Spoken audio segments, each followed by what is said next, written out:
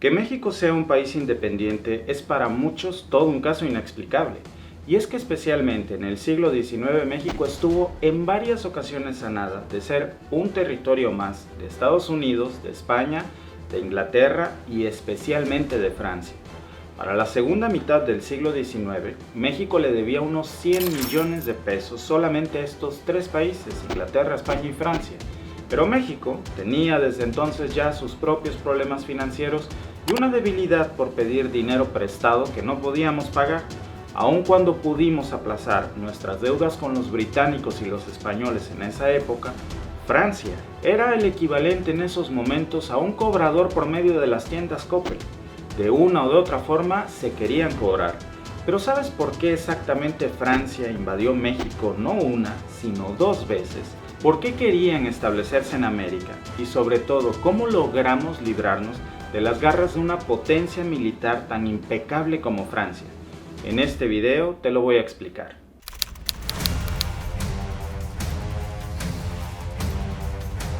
Todo comenzó aquí, en 1861, cuando el entonces presidente Benito Juárez declaró la suspensión temporal de todos los pagos de deuda para poder hacer frente a las necesidades básicas del país. El 7 de julio se decreta la suspensión de pagos. Periódico político, Juárez dice basta, ya no pagaremos más. México venía apenas saliendo de un conflicto cuando se metía en otro. Desde la Guerra de Independencia, el intento de la monarquía de Agustín Iturbide y las constantes luchas internas que ya habían causado una enorme deuda externa con España, Gran Bretaña y Francia. Y estas tres potencias, al ver que México no les pagaba su dinero de vuelta, formaron una alianza tripartita que era, digámoslo así, una forma de decirle a México, o nos pagas o nos cobramos. Y la manera de cobrarse era ocupando todo el litoral de México y apropiarse de las aduanas como seguro para obligar al país a pagar lo que les debía, y así fue como los tres cobradores de Coppel, España, Gran Bretaña y Francia, llegaron a Veracruz en diciembre de 1861. Pero el ministro de Relaciones Exteriores de entonces, Manuel Doblado, logró firmar un acuerdo con ellos para prorrogar los pagos y evitar un conflicto por el territorio. Se le conoce como los Tratados de Soledad.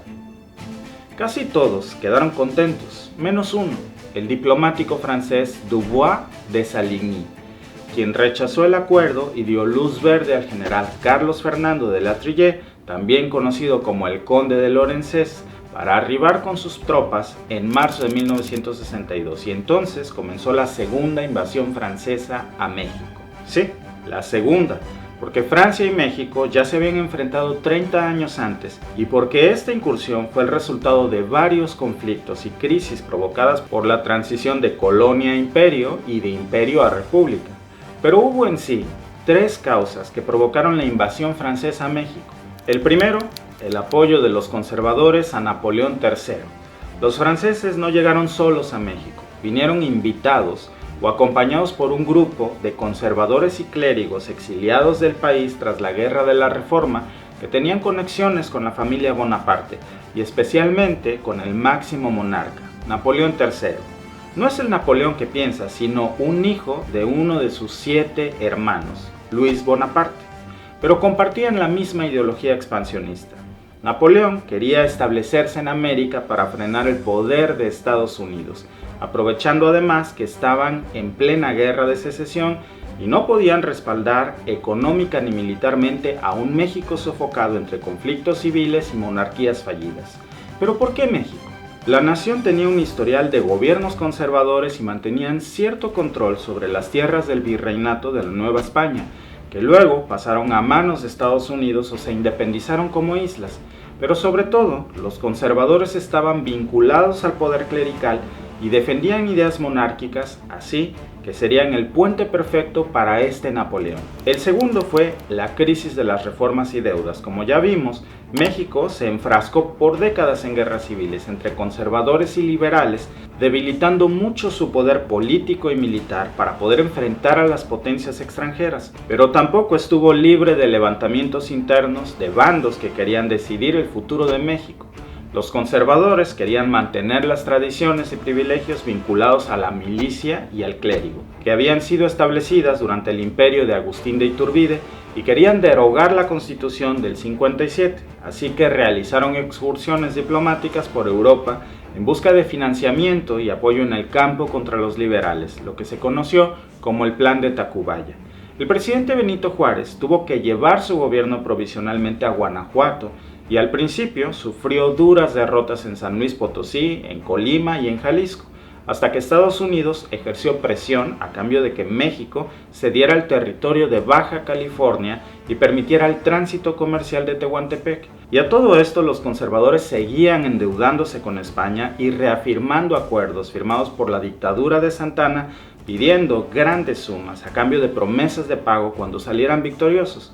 Como te podrás imaginar, esta deuda pasó a los gobiernos siguientes y fue rechazada, suspendida, postergada, y eso acabó enfureciendo aún más al imperio francés. Pero el colmo de la crisis cívico-militar llegó cuando Benito Juárez aprobó constitucionalmente las leyes de reforma que, entre otras cosas, separaron los bienes civiles de los religiosos, es decir, cortaron el financiamiento de la Iglesia Católica a los conservadores y a los militares, lo que terminó inclinando la balanza a favor de los liberales, que regresaron victoriosos a la Ciudad de México. Aún así, los conservadores siguieron buscando el apoyo europeo, y cuando Francia por fin intervino en 1863, se creó la Junta Superior de Gobierno, también llamada Los Notables, que designó a Juan Nepomuceno Almonte como el presidente de la regencia del país, y se reunió con Fernando Maximiliano de Habsburgo-Lorena en el castillo de Miramar, en Italia, para ofrecerle la corona de México y levantar en 1864 el Segundo Imperio Mexicano.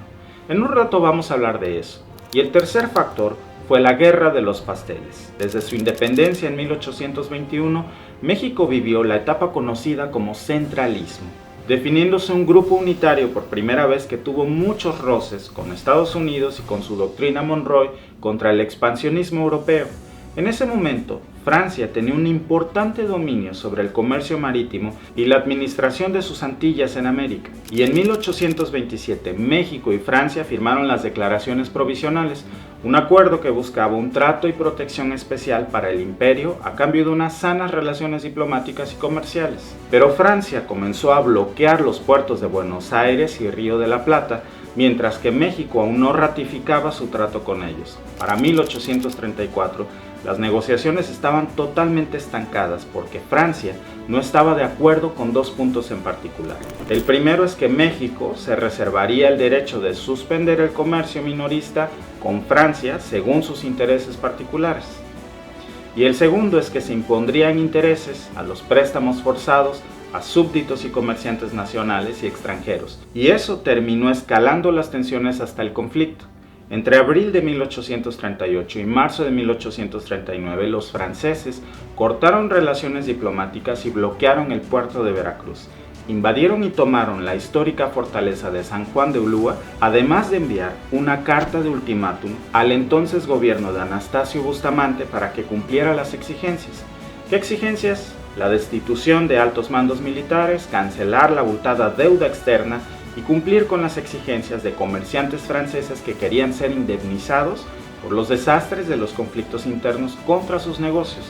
Entre esas demandas estaba la de un pastelero llamado Remontel, con un negocio en Tacubaya, Ciudad de México, que fue saqueado y destruido 10 años antes por la dictadura de Santana. Remontel exigió ser compensado con 60,000 pesos, algo impensable y absurdo en ese momento. Y el caso se hizo tan conocido que por eso se llama la Guerra de los Pasteles. El problema es que el gobierno de Anastasio Bustamante se gastó casi todo el dinero en someter a los revolucionarios y encima el bloqueo los redujo aún más. Al final, esta primera batalla con Francia terminó con la firma del Tratado de Paz en Veracruz en 1839, donde México se comprometió a pagar unos 600,000 pesos de compensación a los comerciantes, pero le ofreció a Francia el mismo trato comercial que le daría a cualquier otra nación sin favoritismos. Esto dejó las relaciones entre México y Francia muy dañadas por décadas, hasta la segunda invasión.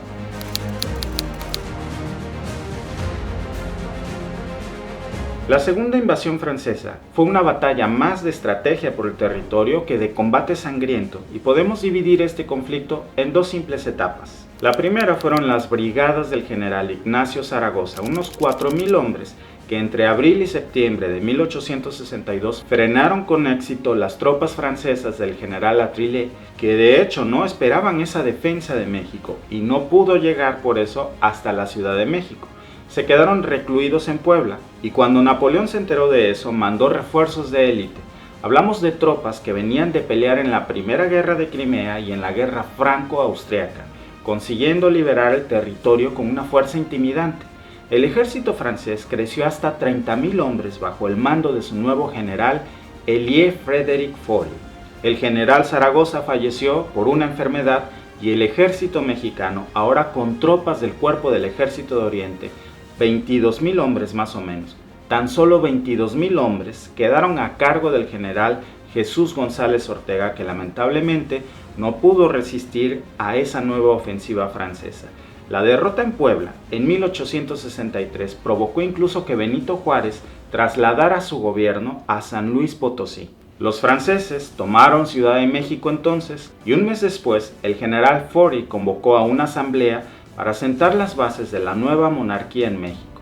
La siguiente etapa fue la proclamación del Segundo Imperio Mexicano en 1864, donde los ocupantes conservadores, es decir, la Junta de los Notables que mencionamos antes, recibió a Fernando Maximiliano, archiduque de Austria, y lo nombraron regente supremo del Imperio Mexicano bajo el nombre de Maximiliano I de México. Es increíble cómo un grupo de mexicanos exiliados de la época preferían a un emperador extranjero que convertiría a México en una colonia francesa que al propio presidente Juárez. Pero afortunadamente esas ilusiones de convertir a México en una segunda monarquía que tanto querían los conservadores fueron solo espejismos de 3 años. Primero, el general Faure sorprendió a todos al ratificar las leyes reformistas de Benito Juárez, sobre todo en la nacionalización de bienes de la Iglesia, la libertad de culto y una educación laica obligatoria y gratuita. Luego, el mandato de un regente extranjero como Maximiliano significó que México solo era un ente subordinado del Imperio francés, reflejándose en las políticas liberales de Maximiliano, que apuntaban más a un acercamiento entre los bandos. Así, el ejército francés se fue debilitando y perdiendo terreno ante las crecientes bandas guerrilleras que se sumaron en apoyo a los liberales. Muchos historiadores piensan que las ideas de Maximiliano eran contrarias a la narrativa imperial austriaca, que no era un frío calculador diplomático ni con ambiciones de combate, y que por eso cometió errores tan básicos como promulgar el Decreto Negro para ejecutar directamente a los oficiales mexicanos capturados, lo que terminó de inclinar la balanza a favor de Benito Juárez en conseguir el apoyo de un aliado muy poderoso, Estados Unidos. Y es que hay que reconocer que el apoyo de Estados Unidos fue crucial para que las tropas mexicanas vencieran en Santa Gertrudis, La Carbonera y Miahuatlán, batallas cruciales que hicieron retroceder a las fuerzas imperiales, e irónicamente, el golpe final no lo dio México ni Estados Unidos, sino el propio Reino de Prusia. Napoleón se vio forzado a retirarse de México y abandonar a Maximiliano a su suerte en 1866, cuando Guillermo I y el canciller Otto von Bismarck protagonizaron varios conflictos para unificar a Prusia, y Austria ya había perdido su guerra territorial contra ellos y estaban obligados a pagar enormes sumas de compensación, cortándole el financiamiento de tropas y de dinero a Maximiliano, y Francia era la próxima en la lista, así que retiraron las fuerzas militares de México y los republicanos pudieron triunfar. Maximiliano, junto a Miguel Miramón y Tomás Mejía, fueron capturados tras 2 meses de escondite en Querétaro y luego fusilados en el Teatro Iturbide de la misma ciudad. O al menos, eso nos dijeron en la versión oficial de la historia mexicana. Pero ¿realmente fusiló Benito Juárez a Maximiliano de Habsburgo o le ofreció un salvoconducto a cambio de algo más? De eso hablaremos en el próximo video. Por lo pronto, si te ha gustado este video o te ha ayudado a aprender algo nuevo, ayúdame suscribiéndote a mi canal y a mis redes sociales y compártelo para que más personas lo puedan ver. Te veo en el próximo video.